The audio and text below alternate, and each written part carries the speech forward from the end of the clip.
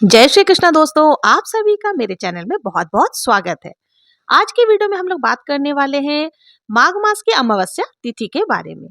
देखिए, माघ मास की अमावस्या तिथि कब प्रारंभ हो रही है, तिथि का समापन कब हो रहा है और आज के दिन किन बातों का हमें विशेष ध्यान रखना चाहिए, किन नियमों का पालन करना चाहिए और कौन सी ऐसी गलतियां हैं जो हमें भूल कर भी नहीं करनी चाहिए।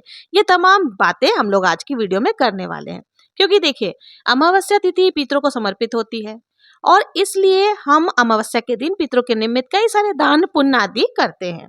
और अमावस्या तिथि पर कोई भी गलती अगर हमसे हो जाती है, चाहे भूलवश ही क्यों ना हो, या ऐसा कोई कार्य जो हमें नहीं करना चाहिए, तो इससे हमें पितरों की कृपा प्राप्त नहीं होती है। पितरों को कष्ट होता है तो हमारे जीवन में भी परेशानियां बढ़ती हैं, दुख बढ़ते हैं, कष्ट बढ़ते हैं और सभी प्रकार के हमारे जो कार्य है ना, उसमें बाधाएं आने लगती है, चाहे संतान संबंधी हो, धन संबंधी हो या विवाह इत्यादि कार्य हो। ये सभी कार्य आपके बाधित हो जाते हैं।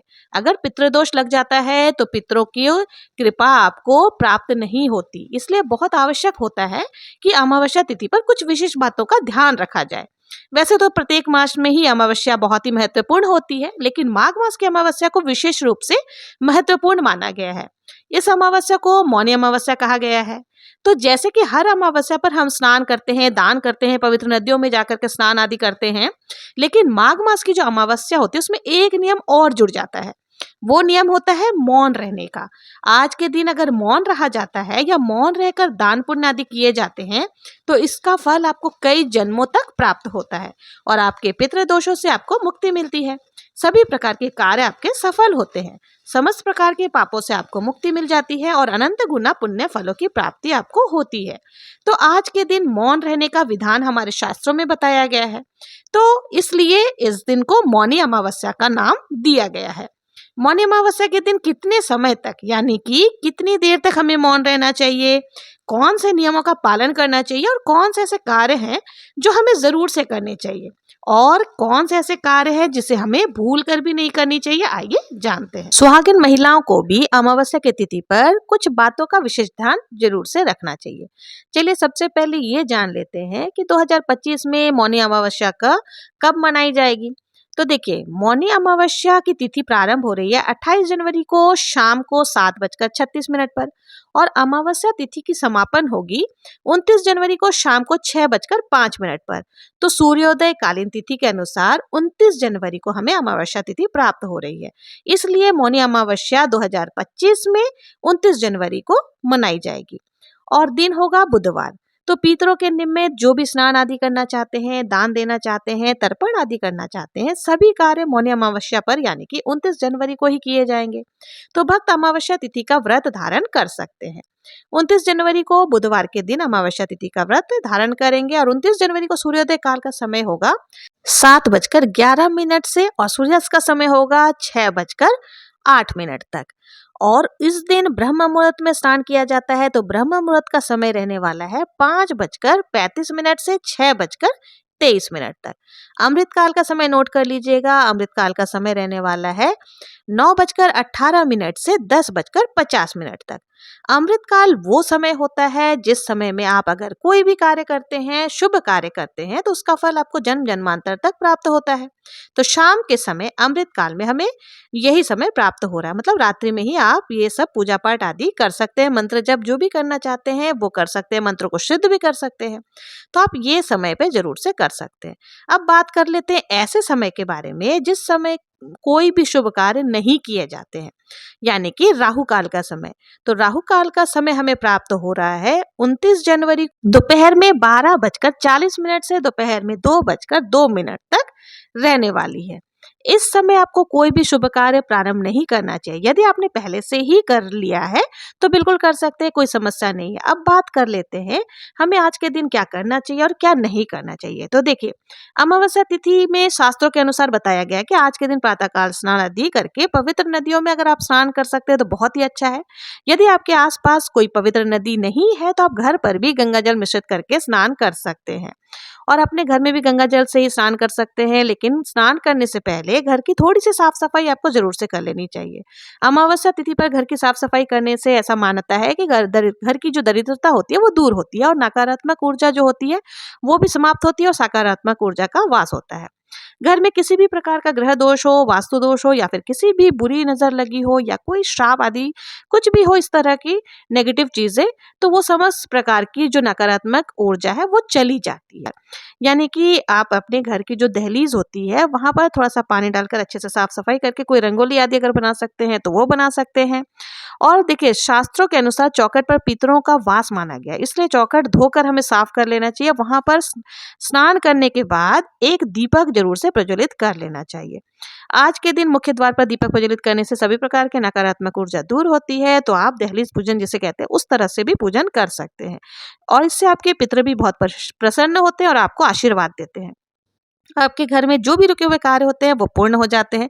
तो इसलिए आज के दिन सुबह में आप दहलीज पूजन जरूर से करें। अपने घर के दहलीज पर जल का छिड़काव करने के बाद दीपक जरूर से प्रज्वलित करें और स्नान आदि करने के बाद भगवान सूर्यदेव को जल आपको जरूर से समर्पित करनी है। जल में अगर आप थोड़े से काले तिल मिला करके समर्पित करते हैं तो बहुत ही श्रेष्ठ माना गया है और इस सभी प्रकार के इससे जो है ना हमारे ग्रह दोष आदि जो है उनसे मुक्ति मिलती है। किसी भी प्रकार की शनि जनित पीड़ा हो तो वो भी उससे भी हमें मुक्ति मिल जाती है। भगवान सूर्यदेव को जल अर्पित करने के बाद आप तुलसी जी में थोड़ा सा कच्चा दूध अवश्य समर्पित करें। इसके बाद आप अपने घर के मंदिर में जो भी नित्य क्रिया की पूजा पाठ आती है वो आपको कर लेना है। आज के दिन पीपल के पेड़ की पूजा का विशेष महत्व माना गया है। अगर आपके घर के आसपास में कोई पीपल का वृक्ष हो तो वहां जाकर आप जल में थोड़े से काले तिल मिला करके पीपल की जड़ में समर्पित कीजिए। इसके बाद धूप दीप प्रज्वलित करके पीपल जी की पूजा कर लेनी चाहिए और हाँ, संध्या काल में पीपल के पास दीपदान अवश्य ही करना चाहिए। तो एक मिट्टी का दीपक, फिर चाहे आटे का हो या मिट्टी का दीपक बना सकते हैं, उसमें सरसों का तेल डाल करके एक लंबी बाती डाल करके आपको पितरों के मन में ध्यान करते हुए दीप प्रज्वलित कर लेना है। उसके बाद थोड़े से काले तिल उस दीपक में डाल दीजिए और फिर अपने परेशानी और जो भी आपकी है वो बोल करके आप अपने मुक्ति के लिए अपने पितरों से प्रार्थना करेंगे और भगवान शनिदेव से प्रार्थना करेंगे। इस प्रकार से आप आज के दिन पीपल के वृक्ष की पूजन कर सकते हैं। तो समस्त प्रकार के जो भी आपके कष्ट हैं, दुख हैं, वो उनसे आपको मुक्ति मिल जाती है। अगर आपके आसपास शिव मंदिर हो तो वहां जाकर भगवान भोलेनाथ के ऊपर काले तिल मिलाकर जल समर्पित कर सकते हैं और विधि विधान से भगवान शिव जी की पूजा आराधना करें। वहां पर भी आप अगर हो सके तो दीपदान कीजिए, इससे भी आपके समस्त प्रकार के जो ग्रह दोष आदि हैं उनसे मुक्ति मिल जाती है। तो पूरे विश्वास से ये सभी कार्य कीजिए, निश्चित ही आपको लाभ होगा। मौनी अमावस्या का सबसे जरूरी नियम होता है मौन रहकर स्नान और दान करना। ऐसे में बहुत सारे भक्त ऐसे हैं जो पूछते हैं कि मौन हमें कितनी देर तक रहना चाहिए। तो देखिए, अगर हो सके तो पूरे दिन ही मौन रहिए और मौनी अमावस्या के दिन जो नियम होते हैं उसमें होता है कि पूरे दिन ही हमें मौन रह करके पूजन करना चाहिए। लेकिन अगर नहीं ऐसा संभव है तो बहुत से ऐसे कार्य होते हैं जो कि आपके डेली रूटीन में होते हैं तो जो कि बिना बोले नहीं कर सकते। तो ऐसे में आप क्या करें, स्नान आदि करने के बाद मौन रहकर पहले पूजा पाठ आदि कर ले, मानसिक रूप से मंत्र आदि जब जो भी आप करते हैं उनका जप आदि कर ले। उसके बाद जब आप दान पुण्य आदि कर लेंगे तो उसके बाद आप कुछ भी बोल सकते हैं। आप चाहे तो स्नान करने के तुरंत बाद ही दान पुण्य आदि कर ले, जो भी सामग्री है सबको स्पर्श करने के बाद उसे दान दे सकते हैं। उसके बाद आप पूजा पाठ इत्यादि की मंत्र बोल करके उच्चारण करके भी कर सकते हैं। अब बात कर लेते हैं किन चीजों का दान नहीं करना चाहिए और किन चीजों का दान हमें करना चाहिए। तो देखिए, अमावस्या के दिन काले तिल का दान करना श्रेष्ठ माना जाता है। इसके अलावा आप उड़द की दाल हो गए उसका दान कर सकते हैं, सरसों के तेल का दान कर सकते हैं, कंबल यानी कि काले कंबल, गर्म वस्त्रों का दान भी आप कर सकते हैं, बहुत ही अच्छा माना गया है।